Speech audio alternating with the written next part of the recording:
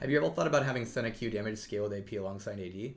I mean, yeah, but why? It's important that if Senna builds AP, she's making trade-offs. Both for the AP build to be strong in the right ways, but also for the AD build to have its own strengths. If every single thing on... Actually, let me zoom this out. This is my opinion on hybrid characters. Personal opinion. Doesn't mean other people share it. But this is my opinion on hybrid characters. I personally don't think hybrid characters make a ton of sense when they're just math problems. And what I mean by that is, one of the ways you can make a hybrid character is you just give everything they do an AD and an AP ratio. And then, haha, they're hybrid, hooray, they can build everything. But at the end of the day, the problem with that approach, in my opinion, is it just makes them a math problem. You look at it and you say, okay, which item gives me the most damage? And I'll build that. And I think that's not that interesting and not that compelling versus a hybrid character that says, if you build AP, here's what you get. And if you build AD, here's what you get. Someone says, so Shyvana is a problem, and I don't think she is. Because Shyvana, very specifically, when she builds AP, her fireball is significantly stronger. And when she builds AD, her auto attacks are significantly stronger. It's not that you can't have shared ratios in certain places. Like, I don't think it's wrong to be like, oh, I want my hybrid character to have a ratio on their Q that's an AP and AD. That's fine. What I'm saying, though, is that, like, if you give everything an AD and AP ratio, it just becomes a math problem. And so my view on hybrid characters is that their different builds should enhance different parts of them. And so one of the reasons I don't think Senna's Q should have an AP ratio on the damage is it has an AP ratio on the heal. And so if you want to get a lot of healing, you can spec into Enchanter, and that's going to give you probably the most healing you could get. Whereas if you want more sustained damage from your auto attacks and more damage from your spells, spec into AD. You're still going to get healing, but maybe not as much as Enchanter, but you're going to get all this other stuff. And that sets the two builds apart, and that's the important part. And so, yeah, I tend to look at the hybrid ratio kind of like as like, make sure that each build has like different aspects that you want from it, unless you like want your character to be more of a math problem. And so, yeah, that's my thoughts on hybrids as general. What about Jax? So Jax, the attempt of the AP build was to make him very, very bursty. And so the trade-offs for Jax is, if you don't build AD, you trade off a lot of damage because Jax doesn't have the best AP ratios on attacks, but what you get is burst. And so AP Jax is a burst monster, whereas AD Jax has a significantly more sustained damage. What advantage does Kayle get from AD? We all know it disables your W. Kayle's sustained auto-attacking damage is strongest if she builds AD. Kayle I don't think is the best hybrid character. I made her, I'll admit to it. Her AD and her AP builds look very similar.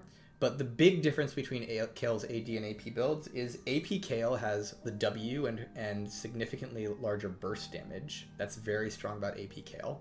And she still has really, really good sustained damage. But if you want the absolute best sustained damage, and you want sustained from lifesteal, because that's the only way you can get it nowadays, AD crit Kayle is actually the way to go.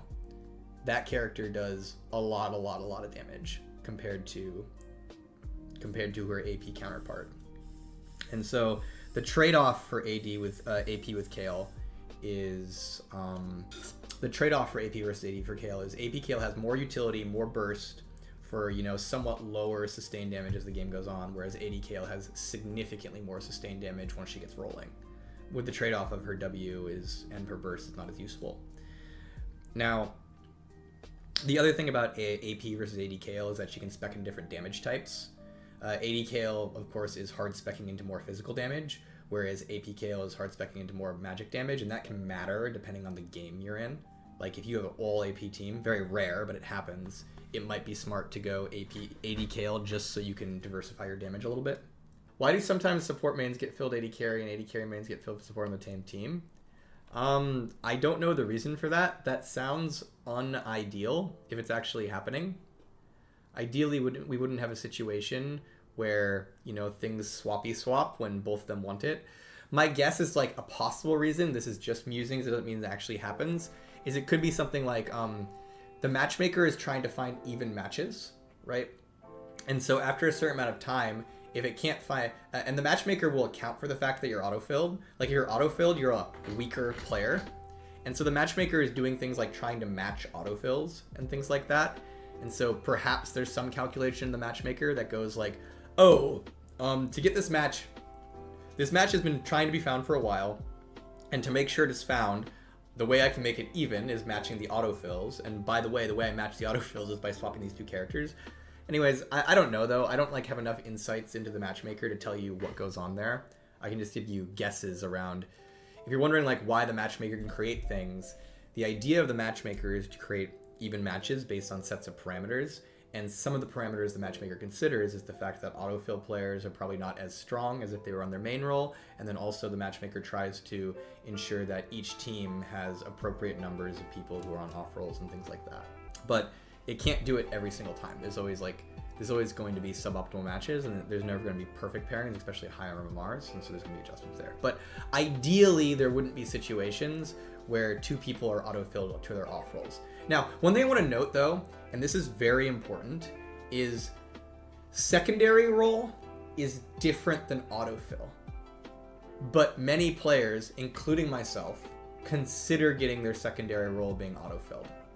And so I think one thing that can be very easy to happen is you have, let's say, an AD carry who gets autofilled to support, and a support player who gets autofilled to AD carry, when in reality AD carry is just their secondary role. And you might be like, well, that's suboptimal, you should still swap them. And it's like, well, part of the secondary role thing is that sometimes people will get their secondary roles, and the matchmaker doesn't consider secondary roles the same as autofill. Secondary roles is like, this is a role you can play and are willing to play, right?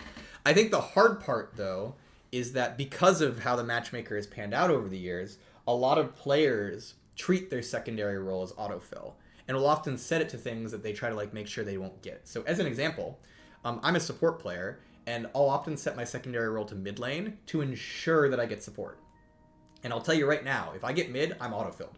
If I get mid, I suck. If I get mid, we've got a problem.